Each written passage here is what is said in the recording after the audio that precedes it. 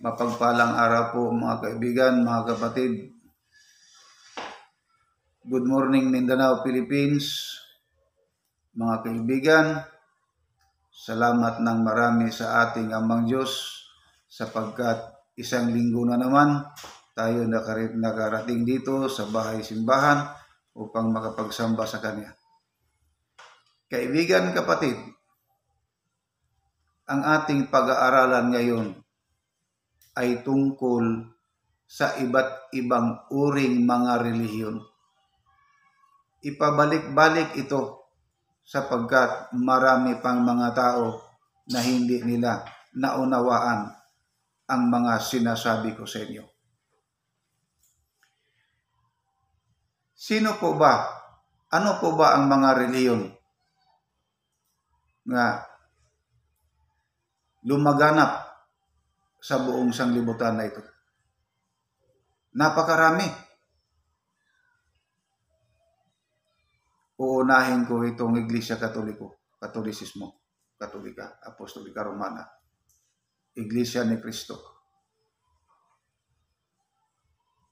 Mormons, Baptist, Born Again, Pentecostal, Filipinista, ano pa? Napakarami, no? Napakarami. Saksi ni Jehovah, Seventh-day Adventist. Ang sabi nila, bakit daw hindi ako tawagin na Seventh-day Adventist sapagkat tuwing Sabado ako'y sasamba, ako'y magtuturo.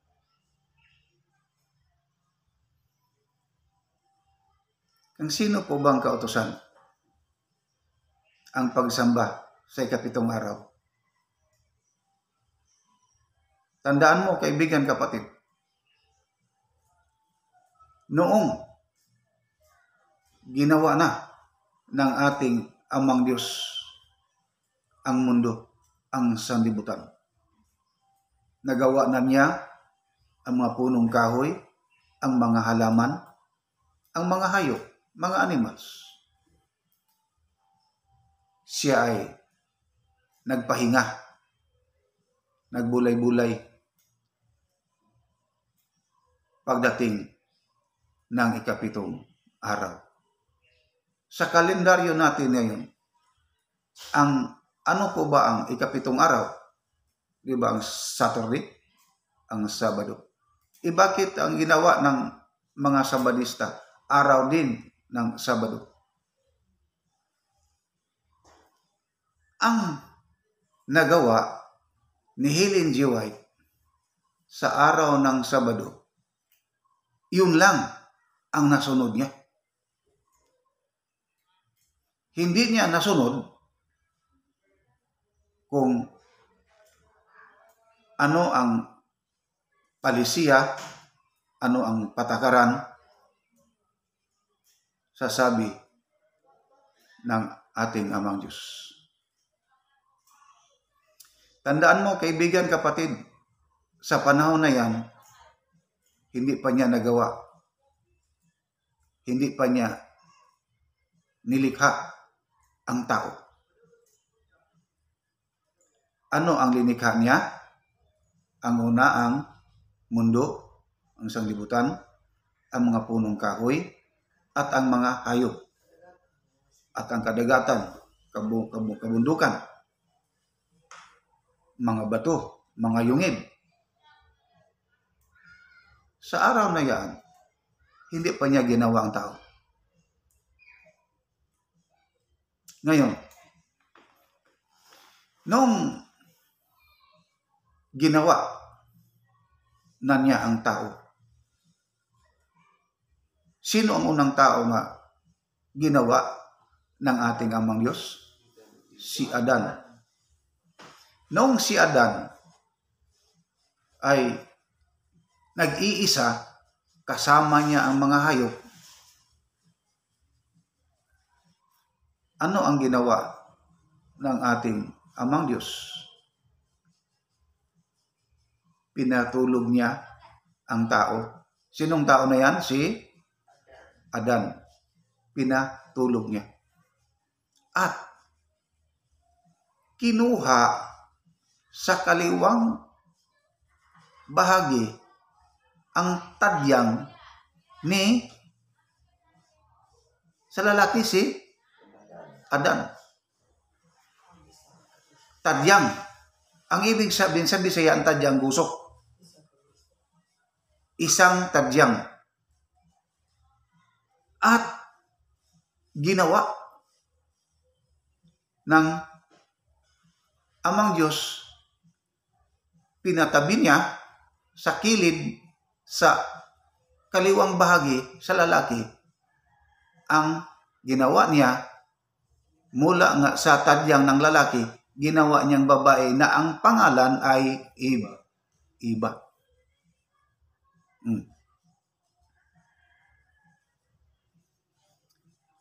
Sa makatuwid, ang pinakaunang nag-uupira ay sino? Ang Amang Diyos. Yung mga doktor natin ngayon, nag-uupira din sila, di ba? Pero ang pinakamabisang pag-uupira, ang Amang Diyos. Ang mga relihiyon na yan, na sinasabi ko na sa inyo nung una pa, nabasa na nila yan. At may mga relihiyon din na nagtuturo na ang unang taong ginawa ng ating Amang Diyos, lahat ng mga relihiyon, alam nila na ang unang ginawa ng ating Amang Diyos na tao ay si Adan at si Eva. Paano po ba ginawa ng ating Amang Diyos ang tao? Ito'y maganda itong tema na to. Noong ipagamit pa ang Biblia, sa Old Testament pa, nakasulat doon,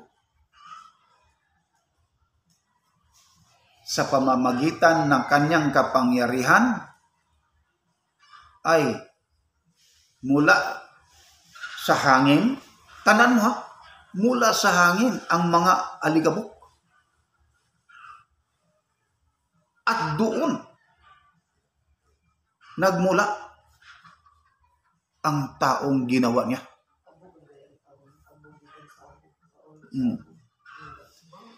Iyon ang sabi, ikaw tao, mula ka sa alabok at doon ka rin sa alabok papunta.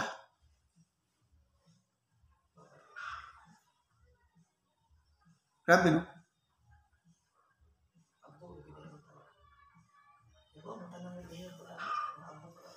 Lahat ng mga reliyon, alam nila yun. Ang di lang nila alam o alam nila na ang Amang Diyos ay nagbulay-bulay pag abot ng ikapitong araw at nagpahinga siya. Ang pagpahinga ba ng ating Amang Diyos ay gaya ba sa pagpahinga ng tao na ginawa ni Ellen G. White? Ano ang kanilang pagsambang ginawa ni Ellen G. White? Magsamba sila from sunrise to sunset. Ang ibig sabihin, buong araw, sumasamba sila.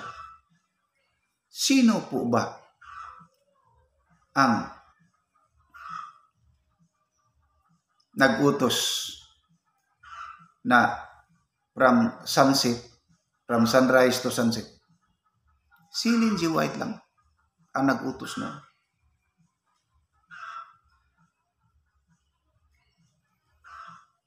Bakit yan ay hindi natin sinunod? Sapagkat ang mga relihiyon na yan ay itutuwid ko. Yun po ang aking tungkulin. Ang pagtuwid sa mga maling pag-aaral, sa maling pagtuturo. Sa panahon po ba ni Moises, sinunod na po ba yan ni Moises? Ang pagsamba buong araw? Hindi. Hindi yan sinunod ni Moises sapagkat iyan ay hindi nakasulat sa banal na aklat. Kautusan lang yun ni Ellen G. White. Tingnan mo kung ano ang kanyang mga ginawa. Marami siyang mga ginawa ni Ellen G. White na labag sa kautusan ng ating Amang Diyos. Ano ang kamalian ng mga ginawa ni Ellen G. White? Yung pagbabawal sa pagkain ng mga isdang walang kaliskis at bawal ang pagkain sa baboy. Si Ellen G. White lang po ba ang nagturo na hindi ipakain ang baboy? Pati din si Muhammad. Si Muhammad din, isang Islam, ay nagtuturo na hindi ipakakain ang baboy. Isang kautusan nila ni Muhammad at ni Ellen G. White na ang baboy ay hindi ipakain. Magsusuka kasi yun si Ellen G. White kapag kumain siya ng baboy.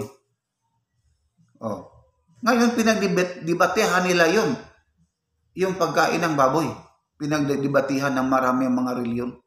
Karamihan, iba yung sa paniniwala sa Islam.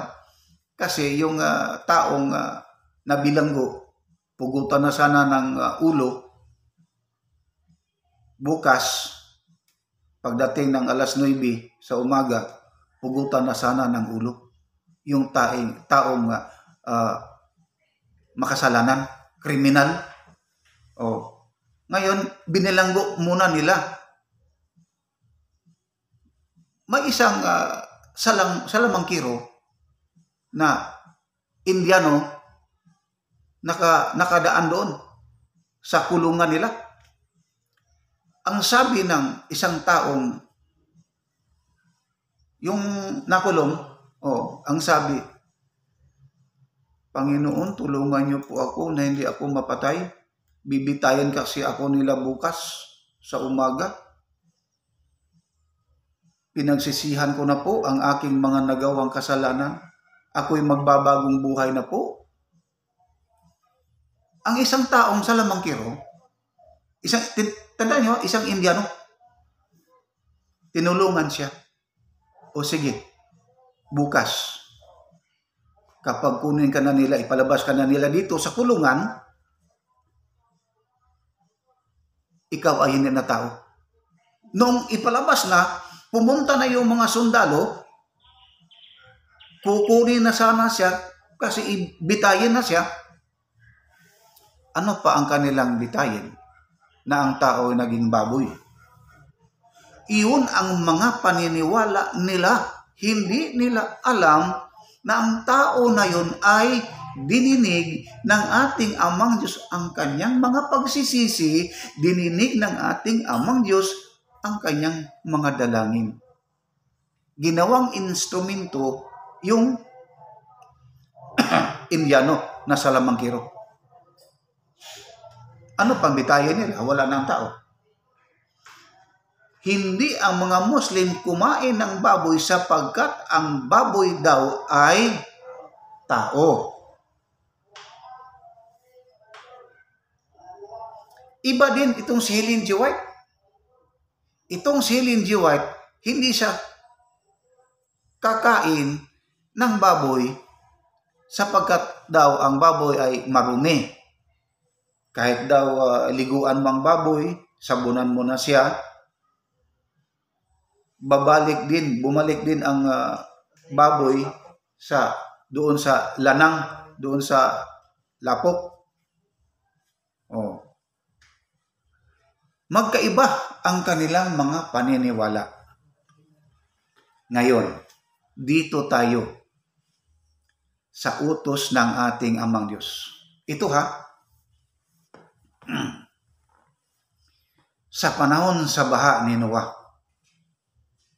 Alam naman po natin sino itong si Noe. Yan si Noah. Sa panahon sa baha ni Noah. Noong sumayad na sa bukid sa Sinai, ang arka ni Noah, lumabas na ang mga hayop, ang mga ibon, at nakita ni Noe ang bahagari, yung tawag na rainbow, na doon nagmula ang tinig ng ating Amang Diyos. Ano ang sabi sa ating Amang Diyos? Noah, Noah, narinig mo ba ako? Ano ang sagot ni Noah? Opo, Ama. Narinig ko ikaw. Nakita mo ba itong bahagari, itong bangaw, itong rainbow? Opo. Ito ang palatandaan, tandaan mo sabi ng Amang Diyos. Ito ang palatandaan na hindi ko na huhukuman ang sanglibutan ng tubig, baha, kundi susunugin ko na ang tao, ang gawa ng tao. Tandaan mo susunugin na. Sa Amang Diyos, ang tao at ang gawa ng tao. Ano po ba ang gawa ng tao? Mga sasakyan, mga bahay, ayun. Susunugin na niya. Ito ngayon ang tanong. Bakit marami pang baha? Tingnan mo sa mga balita, sa mga social media, sa mga television, tingnan mo sa iba't ibang dako, sa iba't ibang bansa, may mga tubig baha. Bakit po ba na mayroon pang baha? Iyon po. Ito tandaan mo, ay paalaala lamang. Nagpaalaala ang ating Amang Diyos na siya ang nagbalak, siya ang nagplano, siya ang lumikha, at sino ang makapipigil? Yun ang sabi niya.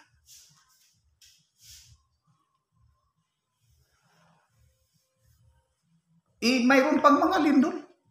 May mga tsunami pa. Matagal na po ako nagsasabi sa inyo.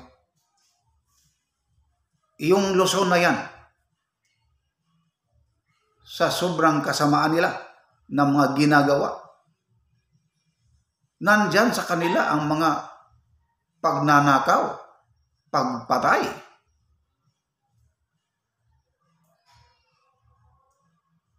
Marami pang mga kasamaan ginawa nila. Siyempre, madanamay talaga ang ibang mga alagad ng Diyos, ang mga katawan, ang mga anak ng Diyos. Madadamay sila. Alam ko po na may mga anak ng ating Amang Diyos sa iba't ibang dako na sila ay hihintayin ko. Sila, mga katauhan sa ating Amang Diyos. Sila ay mga lingkod ng ating Amang Diyos. Kaso lang,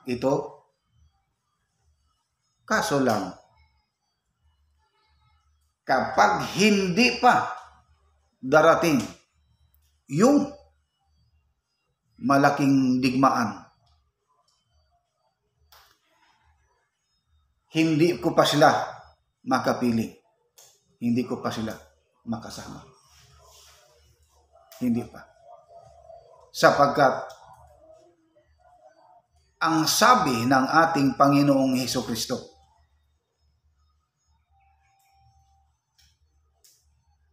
may mga lindol, may mga bagyo, mga sakuna at digmaan sa iba't ibang bansa. Mag-ingat kayo sa inyong mga sarili sapagkat ako'y nasa mga pintuan na.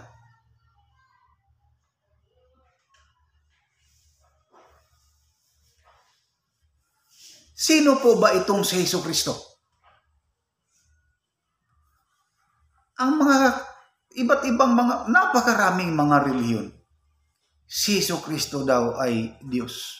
Mali po yan, kaibigan, kapatid. Hindi talaga Diyos ang Panginoong Jesucristo. Ano kasi ang sabi nila? Nangangatwiran pang tao? Ano kasi nagawa ng mga milagro ang Panginoong Jesucristo? Siya lang po ba ang gumawa noon? Hindi. Ang ating amang Diyos na nasa langit, binigyan niya ang Panginoong Jesucristo ng kapangyarihan para makita sa mga tao kung ano ang kapangyarihan ng ating amang Diyos. Yun ang tama. Sino ang nagbigay? Ang Diyos, ang amang Diyos. Sino ang binigay? Ang Panginoong Jesucristo. Siya ang binigyan. Siya kasi ang kaisa-isang mapagpalang anak ng ating amang Diyos. Kaibigan, kapatid, sana mabuksan mo ang iyong isip, ang iyong puso, na hindi talaga Diyos ang Panginoong Jesucristo. Yung pang naglakad siya sa ibabaw ng dagat. Kasi po, itong si Pedro hindi na sumamba. Ito si Pedro ay hindi na nagtuturo. Isa din tong pastor. Isang tagapagturo itong si Pedro. At marami siyang mga tinuturuan, mga matanda at mga bata. Hindi na siya nagturo sapagkat siya nanagat na lang. Noong umaga na, wala pang huli ng isda ang Apostol Pedro. Doon din nagpakita sa kanya ang Panginoong Jesucristo na lumalakad sa ibabaw ng dagat palapit doon kay Pedro. Ano ang sabi ng Panginoong Jesucristo? Pedro, mahal mo ba ako? Opo, Panginoon, mahal ko po ikaw. Pakanin mo ang aking mga karnero. Pedro, kalawang bisis tinanong ng Panginoong Jesucristo si Pedro. Mahal mo ba ako? Opo, mahal ko po ikaw.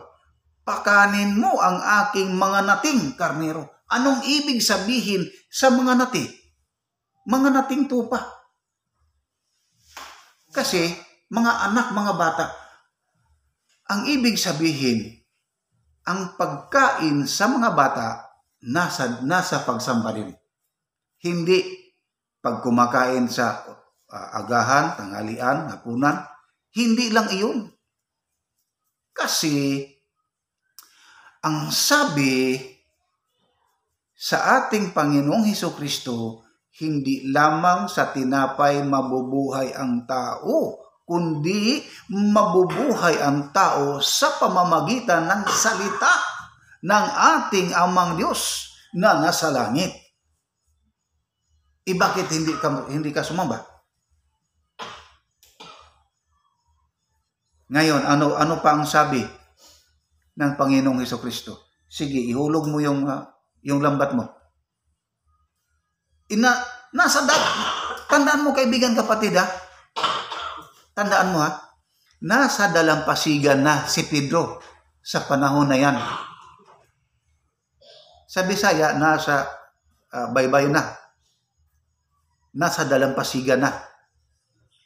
Ang si Pedro.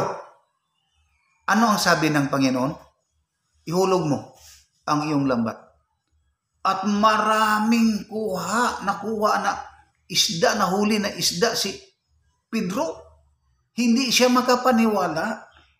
Yun ba ay kapangyarihan mismo ng ating Panginoong Hesukristo? Hindi po. Kapangyarihan yon na binigay ng ating Amang Diyos doon sa kanyang mahal na anak na si Hesukristo. Maliwanag yon, kaibigan, kapatid. Kung saan ka ngayon na relihiyon, tandaan mo ito.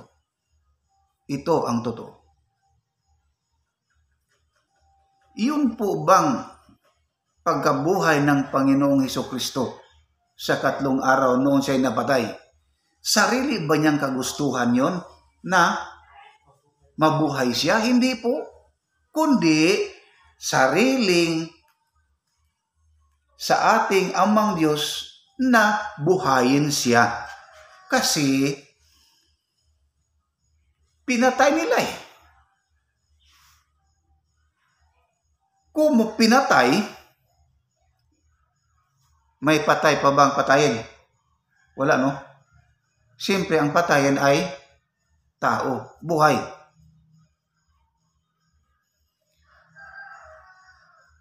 Binuhay ng ating Amang Diyos ang Panginoong Hesukristo. At hindi niyo po ba alam na nandito na siya? Kaibigan, kapatid, ang Panginoong Hesukristo nandoon ngayon sa Batikan. May isang pari doon na nagsusunog ng mga ribulto at mga Biblia.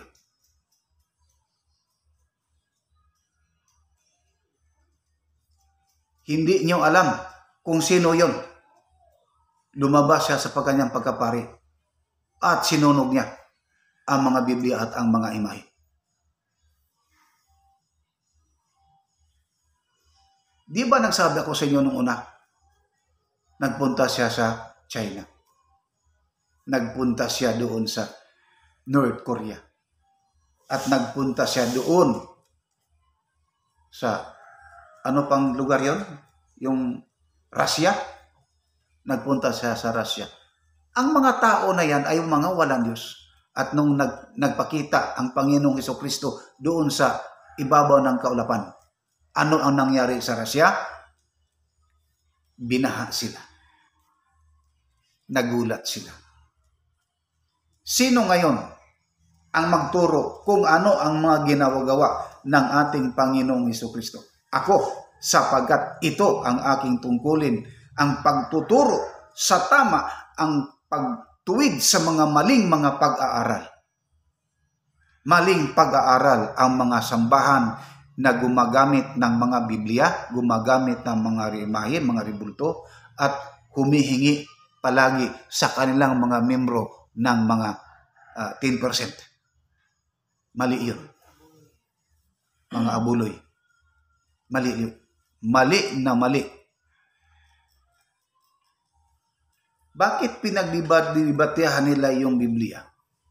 Sapagkat ang Biblia ay hindi nila alam na nila, pero para lang wala lang silang karunungan, hindi sila kasi ignore lang nila na matagal nang pinag-i-studyhan sa mga Bible scholar ang Biblia para mapangortahan nila. Iyan ang totoo, ito ang tama.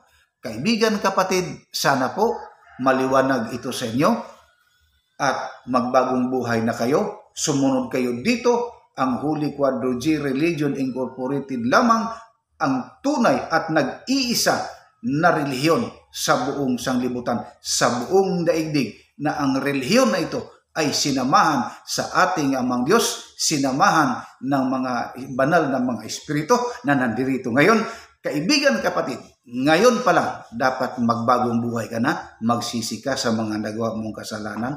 Hanggang dito na lamang po, tumayo tayong lahat at tayo'y manalangin.